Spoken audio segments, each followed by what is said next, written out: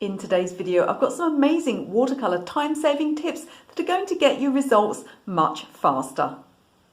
Welcome back to my channel. If we have not met before, my name is Michelle, and on this channel you'll find all things watercolor, as well as drawing tutorials, a little bit of mixed media, even some business and motivation for artists too. Please do consider subscribing. If you click the bell icon, you'll get notified every time I have a new video for you. Make at least one free video here on YouTube on a Thursday with extra content for Patreon subscribers.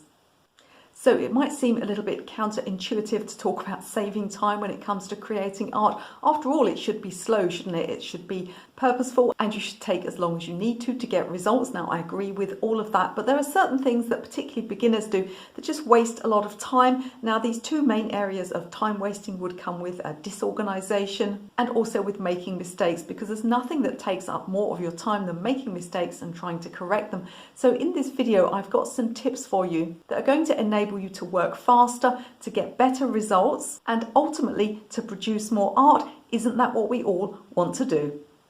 So my first tip for you is to have some painting subjects always ready to go, so that when you're ready to paint or you find some time to paint, you've actually got something worth painting. So we've all done it, haven't we? We've all thought to ourselves, oh, I fancy painting a cherry blossom. I'm going to go across to a copyright-free photograph site. I'm going to look for photographs of cherry blossom. 3 hours later, you're still there, you're looking at goats and you have no idea what you're doing, and you're thinking of giving the whole thing up and just going and doing the laundry instead. Or perhaps that's just me. Now, when I was teaching art classes full time, I used to have lots and lots of folders. So I've got a large filing cabinet. I had 3 full drawers full of these hanging files. This one's got statues in, and they had, all of these photographs, some of them my own, but many of them cut from old books, ready to teach my art classes. Now, this is not a viable thing to do for YouTube, and it's certainly not viable for my own work because those are not copyright free. Another thing that I have and have had for years is a folder full of photographs ready to paint. It's called Ready to Paint Photographs. I've got it on my computer. They're mostly my own photographs, but if I find one from a copyright free website, I also download that, make sure that I've got a note of the photographer who needs crediting as well on it, so that that's ready. I'll have them all cropped and edited and ready to go. If you actually like painting real things and you're into things like still life, you could actually have a cabinet full of, I used to have a full cabinet as well, full of old crockery. Again, I've got rid of most of that because it's all for teaching art classes. I even had a selection of pieces of cloth that I could use to place under sort of china and things like that. Again, I've cleared it all out because that's not part of my life now. I just get things as I need them. But whatever sort of things you like to paint, make sure that you've got some subjects ready to go. If you are looking at copyright-free photographs, then it makes sense to download any nice ones that you see at the time, because there's nothing that wastes more time than just looking for something to paint. The next thing that will save you a huge amount of time is to have a dedicated space for your painting. Now, if you're already saying to yourself, that's not possible in my house, keep listening because I have a solution for you. So let's think first of all of the best possible scenario. You have a room to paint in. Now, I used to have a dedicated garden studio. For various reasons, I had to move. This studio I've got here is actually just a lounge in a rented house. I've just made it into an art studio. Next best down from that, if you don't have something like that, perhaps you have a small area, a small table that you can put in your household. Of course, these things aren't always possible, but do ask yourself, is everyone else in the house getting their stuff and you are not getting your own special place to work? If another member of your household gets a whole room for their hobbies and yet they can't seem to find space for you to have a little bit of, a tiny little table to work on, then maybe you need to think about rebalancing that. If you are absolutely in the situation where you cannot put a special place aside for painting, then the next solution I have for you, and this is what I used to do when I was a single parent and we had one table that I could paint on, but it was also the dining table, it was also the homework table, and it was also the ironing table. Absolutely everything happened on this one big table. I couldn't possibly leave my stuff out there. What I had and still have was this. So this is a painting box. It's the type that you open up and it's got lift out trays. You don't need a special art bin. I was totally ripped off, to be honest. I could have just gone to the DIY store and bought a toolbox from there. They work really, really well. Just make sure that the longest compartment is long enough to fit your paintbrushes in. Those sort of open carry cases that plumbers use are fantastic as well. So make sure that you've got everything in one place. And then even if you don't have a dedicated room, everything is ready to be put out. The other advantage to those little carry boxes, and the reason I've still got mine, is if you're painting outdoors, they're actually the perfect height to rest your feet on. So you can sort of put your foot on the box after you've taken your stuff out as kind of a footstool. And what that'll do is it'll tip your legs up slightly so that when you rest the board for painting on your lap, it'll just sit at a really nice angle. So make sure that you have either a dedicated area or a dedicated box where all your art supplies are. The next thing to do is to organise your paint colours, or even if this is something like watercolour pencils, you want to make sure that your paint colours or your pencils are grouped in colours. Now there's no specific right way to do this. I like to group mine in primaries and secondaries and then sort of earth colours and neutrals together. Now if you've got a painting box that's got pan paints in, you'll find they all lift out and you can move them around. A good idea to label them, perhaps have a key on the top of your paint box so you know what colour is what. I've always used tube paint, so what I did when I started out was I got a palette like this one here, very cheap. This one is from Frisk. And I squeezed out my paints all the way around the edge. I've even had some students that have got a permanent marker and just put some initials next to their paint colours so that they can see what they are. Now, once I got too many paint colours for that sort of system, I moved on to the next system and I ended up with about 4 oblong palettes. Let me find some for you here. So these are they. And what I've got is I've got all the colours grouped together. So you can see I've got my blues and my purples. I'm loath to hold it up too long because it does block the microphone.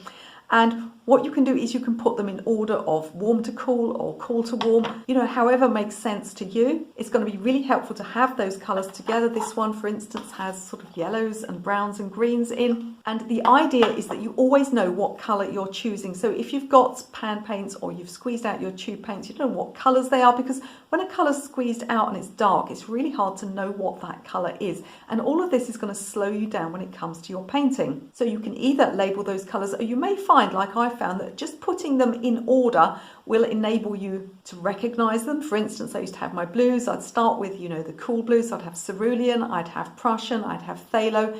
Then I'd have ultramarine and cobalt. Now, when you squeeze out ultramarine and cobalt, you can't really see the difference between them.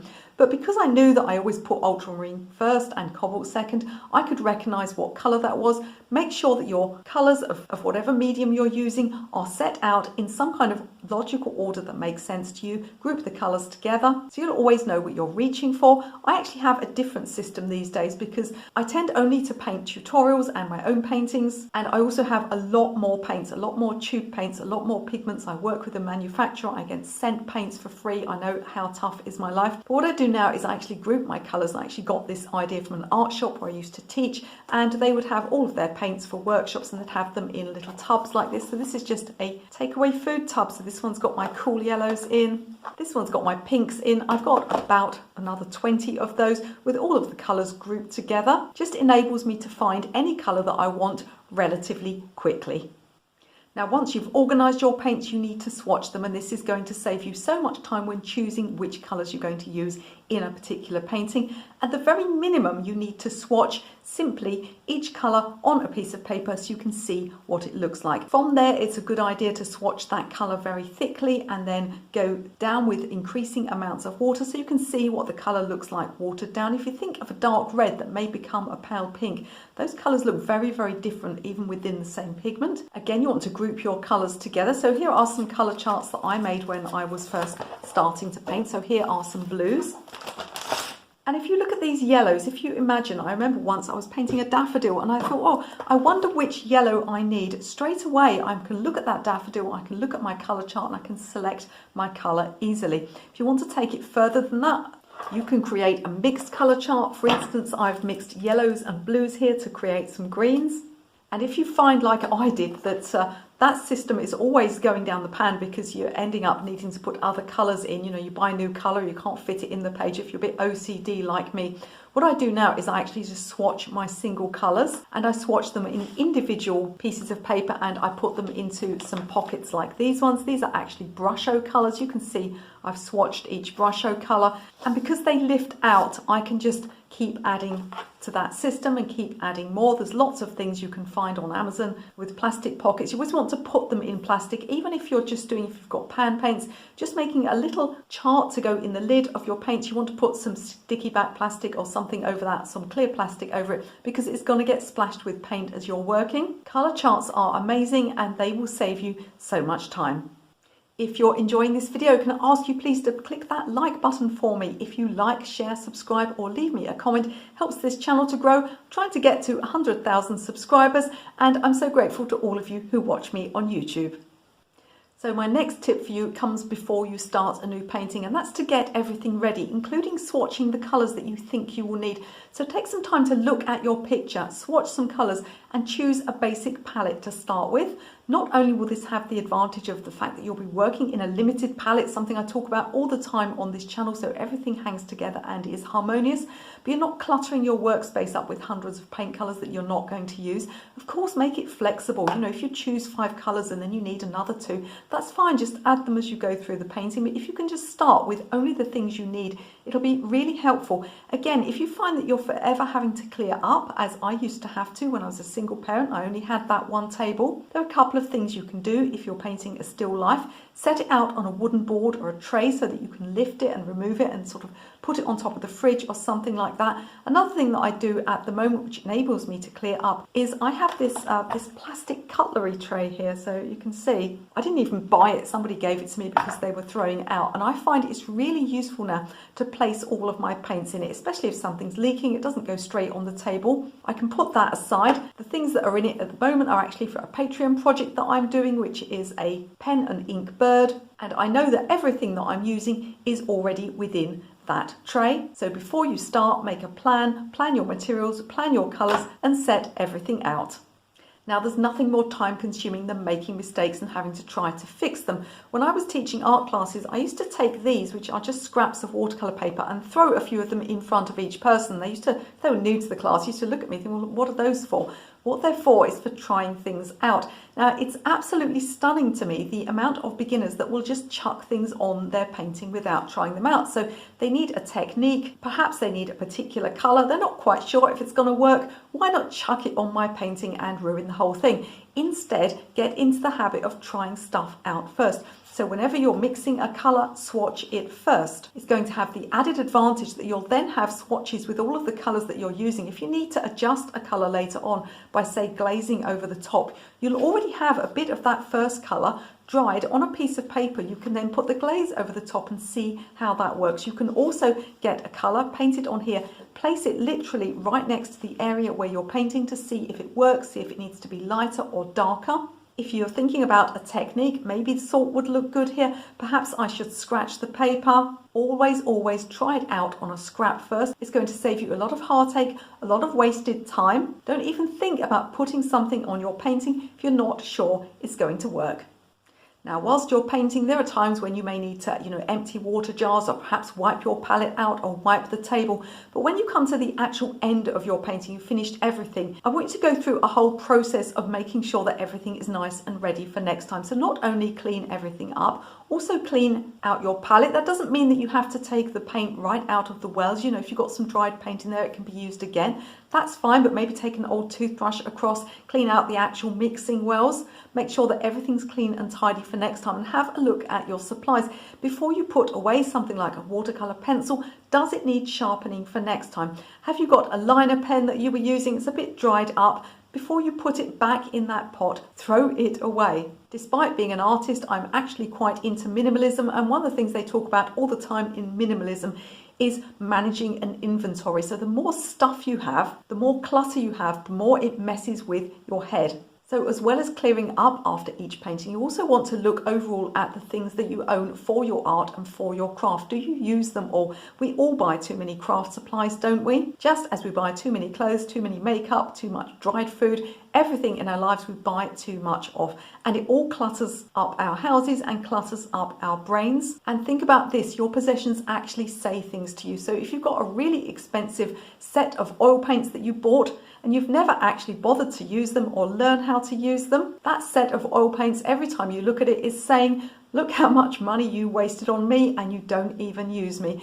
So what you want to do with stuff like that is actually make a plan to learn to use the stuff or get it out of your house, get it out of your art space. Make sure that you've only got things in your art space that you're actually using. There's loads of opportunities for passing art supplies on to people that need them, particularly school children. even elderly people's homes. There are lots and lots of people who'll be very, very grateful for that art stuff that you've got, even if you just take it to your local charity shop or thrift store. You want to make sure that all the things that you possess for your art, they work, they're in good condition, and that you actually use them. You're not doing yourself any favors by keeping all of this excess stuff. The less stuff you have and the more organized it is, the more that path towards creating more art is going to go smoothly for you. You're not going to be looking for things all the time. You're not going to be feeling guilty about stuff that you don't use anymore. And you can get on with the main thing at hand, which is producing more art in the most relaxed manner and with the least possible hassle.